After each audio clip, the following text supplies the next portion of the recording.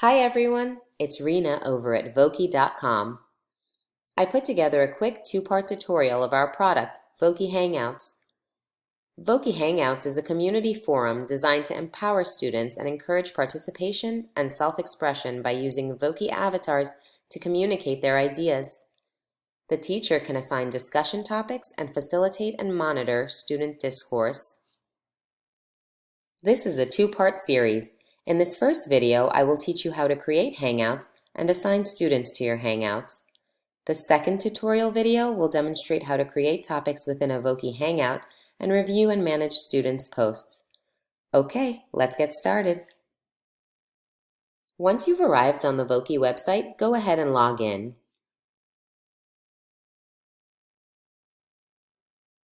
Once logged in, you find yourself in the My Voki section of your account where your Voki creations live.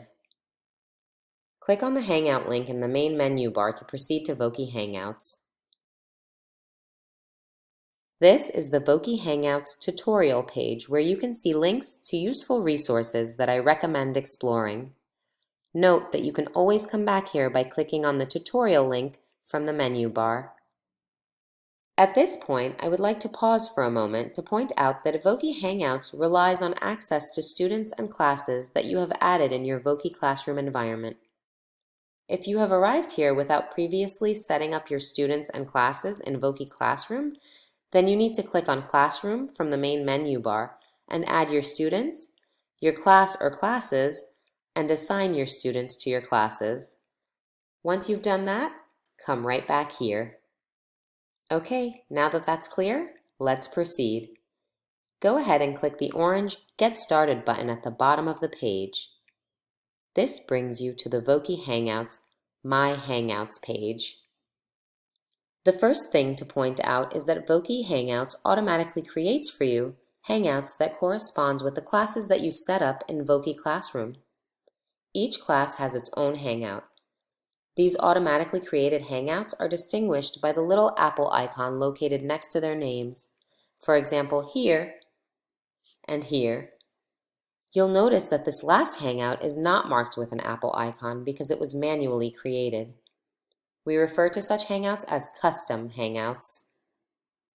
The automatic class Hangouts may be all you need, or you may choose to create custom Hangouts. Custom Hangouts are needed if you would like to work with a specific subgroup of students from your class or to select students from different classes. This allows students from different classes to participate in the same Hangout and engage in the same discussion topics. Now I'll show you how to create a Hangout. Click the rectangle labeled Add Hangout. You are taken to a page that prompts you to name and describe your new Hangout. In this tutorial, we'll name the Hangout Book Club, and we will add a brief description in the box. For example, discuss books by our favorite authors. Right here, beneath the description, is where you assign students to the Hangout. Please note that you have the option of assigning all students or a subgroup of students from a specific class, or assigning students individually from various classes. To add students from a class, select the class from the drop-down menu like this. For example, you may wish to assign all of the students in Spanish 101 to this Hangout. So select Spanish 101 from the drop-down menu, and then select All Students right here on top. Or select individual students like this. Then, to assign the students to the Hangout, click the orange arrow like this. To remove an individual student from the Hangout, run the cursor over their name and then click on the X in the orange circle that appears at the end of their name, like this. To remove all of the students assigned to the Hangout, click Clear Students up here. So for example, let's assign Jane, Tom, and Alex. Click the orange arrow, and there you have it. To assign students from other classes, simply repeat the process of selecting a class from the drop-down menu and assigning students from that class. You can also use the search feature up here to search for individual students by name. Some teachers may find that more efficient. Always remember to click the orange arrow to add the students you've selected to the Hangout. Now you may have noticed these options to the right here. Here, you may turn on or off certain settings for your Hangout. To receive email notifications when students post to any topic in this Hangout, turn on the Notifications option. To give your students permission to share, click here. And if you want to require a password to access any shared content, click here and enter the password into the rectangular space provided. Password access is for visitors who might receive a shared link, not for your students. Students assigned to the Hangout have full access and will not require the password.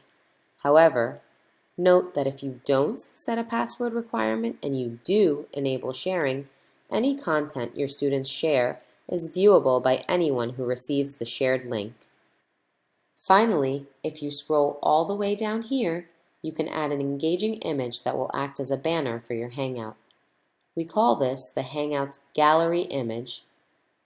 Upload an image from your computer by dragging it into this area, or you can search for images by entering a keyword such as animals or books, and then selecting from the box below.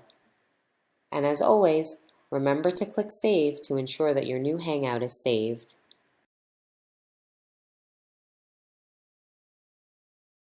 Back in the My Hangouts page, you can view all your Hangouts. You may edit the attributes of any of your Hangouts by selecting the Edit button here. For example, you may want to add or remove a student or modify the gallery image. You can also choose to archive or delete any of your Hangouts. I would like to explain the difference between archive and delete. Archiving a Hangout causes it to become hidden. You can still access it by turning on View Archived here, but students will no longer see it. The main reason to archive a Hangout would be to avoid clutter by hiding content that is no longer active or relevant, but you may still want to refer to. For example, at the start of a marking period, you may want to archive Hangouts from the previous marking period. You may also decide to delete an old Hangout by selecting the Delete Hangout option. Once deleted, a Hangout cannot be restored. There's another point I'd like to clarify before we sign off. Teachers often ask, what do students see when they log in and access Voki Hangouts? The answer is, they see each and every Hangout that you have assigned them to, and they are able to enter that Hangout, view all of its topics, and post their thoughts to any of them. If you've enabled sharing, they can also share the Hangout or any topic or post within it. The students see everything that you see, except the editing features, which are of course reserved for teachers. This concludes the first Voki Hangouts video tutorial. As always, if you have any questions, please feel free to email support@voki.com and we'll be happy to assist. Thank you for your time and thanks for choosing Voki.